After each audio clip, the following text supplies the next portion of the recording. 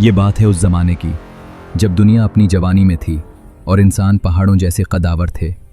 रेत के टीलों के दरमियान एक ऐसी बस्ती बसी थी जहां मौत का खौफ जैसे ख़त्म हो चुका था। यहाँ वो लोग रहते थे जिन्हें तारीख़ कौम आद के नाम से जानती और पहचानती है। उनके जिस्म इतने तवाना थे कि वो ज़मीन में धंसे हुए दरख्तों को जड़ों समेत उखाड़ देते थे। यमन और ओमान के दरमियान फैले हुए वो रेगिस्तान आज भी उनकी अज़मत की गवाही देते हैं। उनके मकानात पहाड़ों के सीने चीर कर बनाए गए थे, जहां सर्दी और गर्मी का गुजर न था। वो अपने ज़माने की सबसे तरक्की याफ्ता और ताकतवर तरीन कौम मानी जाती थी।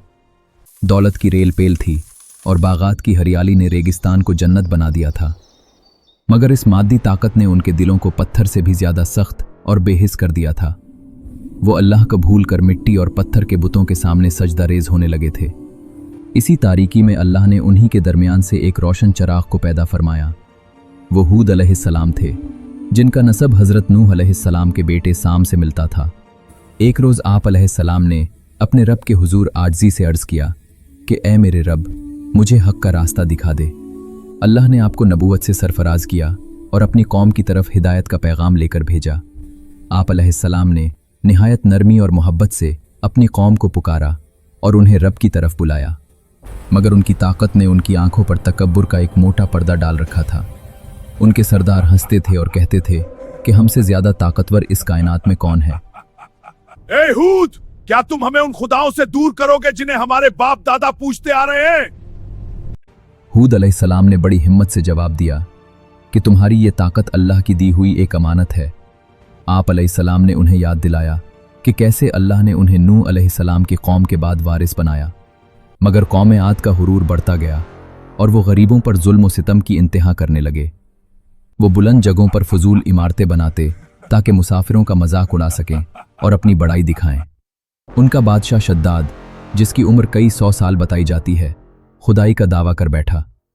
उसने ज़मीन पर एक ऐसी जन्नत बनाने का इरादा किया जो रहती दुनिया तक मिसाल बन जाए। उसने हज़ारों मज़दूरों और बेपनाह दौलत का इस्तेमाल करके इरम के शहर को तामीर किया। मुफस्सिर तबरी लिखते हैं कि उस शहर की ईंटें सोने और चांदी की बनी हुई थीं, मगर वो ये भूल गया था कि जो रब बनाने पर कादिर है वो मिटाने की भी ताकत रखता है। हूद अलैहिस्सलाम मुसलसल उन्हें डराते रहे कि अल्लाह का अजाब आने वाला है, तौबा कर लो। वो मौजिज़ात मांगते थे, मगर जब मौजिज़ा दिखाया जाता तो उसे जादू करार देकर रद्द कर देते। अगर तुम सच्चे हो तो ले आओ वो अजाब जिसकी तुम हमें धमकियां देते हो। इस सरकशी पर अल्लाह का गज़ब हरकत में आया और कुदरत ने अपना फैसला सुना दिया। सबसे पहले उनकी ज़मीनों से हरियाली ख़त्म होने लगी और बारिशें रुक गईं। 3 साल तक एक बूंद भी आसमान से न गिरी और कुएं खुश्क होने लगे। कहत ने कौम आद की कमर तोड़ दी, मगर उनका तकब्बुर अब भी वैसा ही कायम था। उन्होंने बारिश की दुआ के लिए अपने कुछ लोग मक्का की तरफ रवाना किए। उस वक्त मक्का में अमालिका आबाद थे और वो जगह इबादत के लिए जानी जाती थी। अल्लाह ने उनके सामने 3 बादल पेश किए, एक सफ़ेद, एक सुर्ख और एक सियाह। उनसे कहा गया कि अपनी कौम के लिए उनमें से कोई एक बादल मुंतखब कर लो। उन्होंने सियाह बादल का इंतखाब किया, ये सोचकर कि इसमें सबसे ज़्यादा पानी होगा। वो खुशी खुशी वापस लौटे और अपनी कौम को खुशखबरी दी कि अब बारिश होने वाली है। इधर अहकाफ के मैदानों में हूद अलैहिस्सलाम ने आखिरी बार अल्लाह के सामने अपना हाल रखा। आप अलैहिस्सलाम ने रब से रहमत की इल्तिजा की कि अब हक और बातिल का फैसला कर दिया जाए। बादल करीब आने लगे तो कौम आद के लोग खुशी से नाचने और गाने लगे। वो एक दूसरे को पुकारने लगे कि देखो, ये बादल हमें सैराब करने आ रहे हैं। हूद अलैहिस्सलाम ने दूर से देखा और पहचान लिया कि ये रहमत नहीं बल्कि अल्लाह का गज़ब है। आप अलैहिस्सलाम ने अपने मानने वालों को एक महफूज जगह जमा होने का हुक्म दिया। अचानक फ़ज़ा में एक अजीब सी साईं साईं की आवाज़ गूंजने लगी। वो ठंडी हवा थी जो शुरू में भली लगी, मगर आहिस्ता आहिस्ता उसकी शिद्दत बढ़ने लगी। हवा की रफ्तार इतनी तेज़ हो गई कि उसने बड़े बड़े दरख्तों को जड़ों से उखाड़ फेंका। कौम आद के वो देव हैकल लोग तिनकों की तरह हवा में उड़ने लगे। वो अपने किलों और मजबूत मकानों में छुपे, मगर हवा वहाँ भी पीछा करती पहुँची। वो चीखते थे, चिल्लाते थे, मगर उनकी आवाज़ें हवा के शोर में दब कर रह गईं। मुफस्सिर इब्ने कसीर फरमाते हैं कि ये हवा 7 रातें और 8 दिन तक मुसलसल चलती रही। ऐसा मंजर था कि ज़मीन और आसमान के दरमियान सिर्फ मिट्टी और हलाकत का रक्स था। हर वो चीज़ जो उनके गुरूर की अलामत थी लम्हों में मिली अमीट हो रही थी। हवा इतनी सर्द थी कि वो गोश्त के अंदर तक घुसकर हड्डियों को पिघला रही थी। उसे कुरान ने सिरसर कहा है, एक ऐसी आवाज़ जिसमें मौत की गूंज छुपी थी।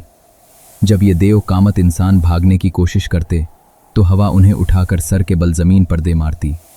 उनके सर उनके जिस्मों से इस तरह अलग हो रहे थे जैसे खजूर के खोखले तने कट कर गिरते हों। ऐसी आफत है जिसने जिसने हमारी ताकत को मिट्टी में मिला दिया। वो बुलंद बाला महल्लात जिन पर उन्हें नाज था अब उनकी कब्रें बनते जा रहे थे। रेत के तूफान ने पूरे शहर को अपनी लपेट में ले लिया और दिन में रात का समा हो गया। अंधेरा इतना गहरा था कि किसी को रास्ता न मिलता था, सिर्फ खौफनाक चीखें बाकी रह गई थीं। हूद अलैहिस्सलाम और उनके चंद ईमान वाले साथी एक जगह सुकून से खड़े थे। अल्लाह के हुक्म से हवा उस मकाम के करीब आकर एक ठंडी और नर्म लहर में बदल जाती थी।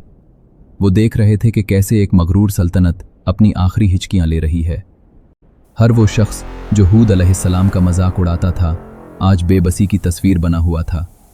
मुफस्सिर कुर्तुबी लिखते हैं कि शद्दाद ने जब अपने बनाए हुई जन्नत का दरवाज़ा देखा, अभी उसने अपना एक पाँव घोड़े की रकाब से निकालकर ज़मीन पर रखा ही था कि मौत ने आ लिया।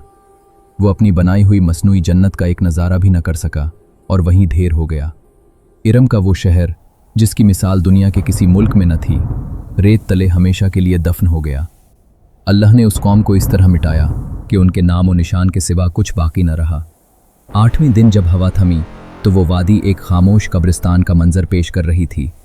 चारों तरफ वो सन्नाटा छाया था जो जिंदा इंसान के दिल को दहला देने वाला था। वो ताकतवर जिस्म, वो ऊंचे कद और वो गुरूर सब रेत की मोटी तह में छुप चुके थे। अल्लाह ताला ने सच फरमाया कि अब इन बस्तियों में उनका कोई एक भी मकान आबाद नजर नहीं आता। हूद अलैहिस्सलाम ने अपने रब का शुक्र अदा किया जिसने हक को बातिल पर फतह नसीब फरमाई। आप अलैहिस्सलाम अपने बच्चे हुए साथियों को लेकर हज़रमौत की तरफ हिजरत फरमा गए। तारीख बताती है कि आप अलैहिस्सलाम ने बाकी ज़िंदगी वहीं अपने रब की बंदगी में गुजारी। आप अलैहिस्सलाम की कब्र मुबारक आज भी यमन के एक पहाड़ के दामन में वाक़ है। तारीख के ये औराक हमें बताते हैं कि जुल्म और सरकशी का अंजाम हमेशा हलाकत ही होता है। अपनी ताकत और माल पर कभी गुरूर ना करो, क्योंकि ये सब कुछ एक लम्हे में छीन लिया जा सकता है। अल्लाह के सामने सर झुकाकर रहना ही इंसान की असल अज़मत और उसकी बका का रास्ता है। तौबा का दरवाज़ा खुला होने तक अपने रब की तरफ लौट आओ, कब्ल इसके कि वक्त ख़त्म हो जाए, क्योंकि आखिरकार मिट्टी के उस ढेर में वही बाकी रहता है जिसने अपने खालिक को पहचान लिया हो।